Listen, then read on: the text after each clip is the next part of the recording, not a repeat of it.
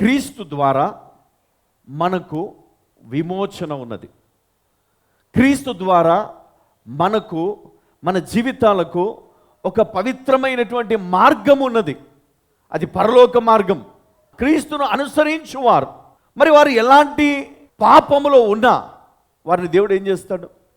క్షమిస్తాడు. ఎంతమంది నమ్ముతున్నారు క్షమిస్తాడని? ఎంతమంది నీతిమంతులను నమ్ముతున్నారు కదా? అందరూ కూడా ఆయన కృపను బట్టి నీతిమంతులని పిలువబడుతున్నారు. యోబు కంటే గొప్పగా ఈరోజు నిన్ను కూడా ప్రేమిస్తున్నాడు దేవుడు. మరి సాతానుడు నిన్ను టార్గెట్ చేయడా? చెప్పండి, చేస్తాడా? యోబు కంటే ఎక్కువగా దేవుడు నిన్ను ప్రేమిస్తున్నాడు యేసు క్రీస్తు. ఎంతమంది నమ్ముతున్నారు? హల్లెలూయా.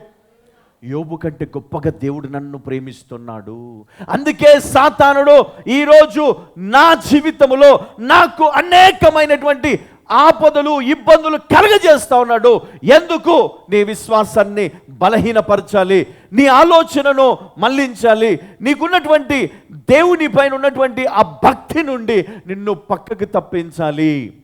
ఇది సాతాను యొక్క ఆలోచన. మనకెన్నో ఇబ్బందులు, సమస్యలు వస్తూనే ఉంటాయి. అయితే దేవుడు మనకు శక్తినిస్తాడు. హల్లెలూయా.